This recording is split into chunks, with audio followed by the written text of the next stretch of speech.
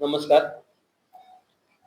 गेले काही दिवस लोटे परशुराम एमआयडीसी मध्ये पाण्याचा एकही थेंब येत नाहीये आणि त्यामुळे एकदम गंभीर परिस्थिती निर्माण झालेली आहे. प्रामुख्याने कोयना धरणातल्या अवजलावर वाशिष्ठी नदीमध्ये पाणी सोडलं जातं आणि त्या वाशिष्ठीमध्ये एमआयडीसीचं पंपिंग स्टेशन आहे वालपे येथे. तिथून पाणी लिफ्ट केलं जातं आणि ते एमआयडीसी मार्फत लोट्यातील सर्व उद्योजकांना आणि परिसरातील जवळजवळ 17 गावांना या एमआयडीसीच्या योजनेवर पाणी पुरवठा केला जातो. गेले काही दिवस धरणामधील पाणीसाठा कमी झाल्यामुळे पाणी सोडलं जात नाहीये नदीमध्ये आणि नदीमध्ये पाणी नसल्यामुळे एमआयडीसीने पाणी सोडण्यास हतबलता दाखवली आणि सर्वांना एक नोटीस दिली आहे की त्या नोटीसमध्ये असं स्पष्ट म्हटलंय की आम्ही आता तुम्हाला पाणी उद्योगांसाठी देऊ शकत नाही. तरी अनिश्चित कालावधीसाठी हा पाणी पुरवठा बंद राहील, सहकार्य करावे.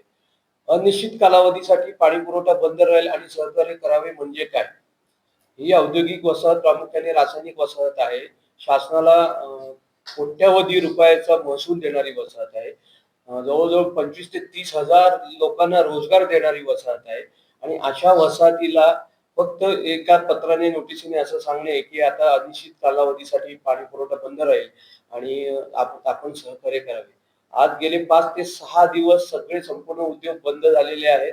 घरडा कंपनी सारखी मोठी कंपनी कालपासून संपूर्णपणे ठप्प झालेली आहे. कर्मचाऱ्यांना सुद्धा ले ऑफ द्यावा लागतोय कारण कंपन्यांमध्ये येणाऱ्या कर्मचाऱ्यांना जेवणासाठी लागणारं पाणी उपलब्ध नाही, पिण्यासाठी लागणारं पाणी उपलब्ध नाही, वॉशिंगसाठी त्यांना आवश्यक दैनंदिन गोष्टीसाठी पाणी उपलब्ध नाही.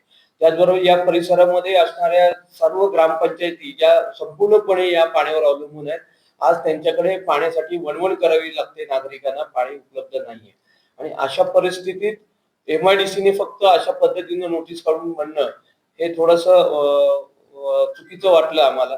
त्या अनुषंगाने आम्ही एक मीटिंग या ठिकाणी असोसिएशन मध्ये कॉल केली होती.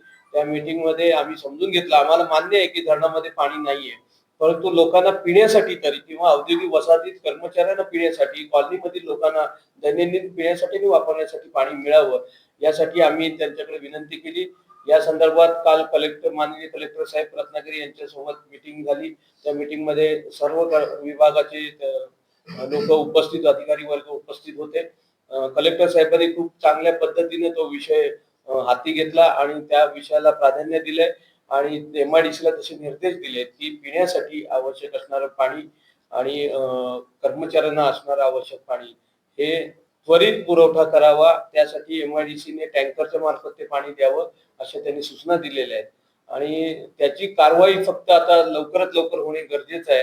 कारण जर आता अशी परिस्थिती आहे की उद्यापासून जर पाणी म्हणजे आजपासूनच लोकांना दैनंदिन वापराचं सुद्धा पाणी नाहीये, तर जर हे पाणी मिळालं नाही तर फारच बिकट अवस्था आहे. एकदम आणीबाणीसारखी परिस्थिती निर्माण झाली आहे पाण्याच्या संदर्भात.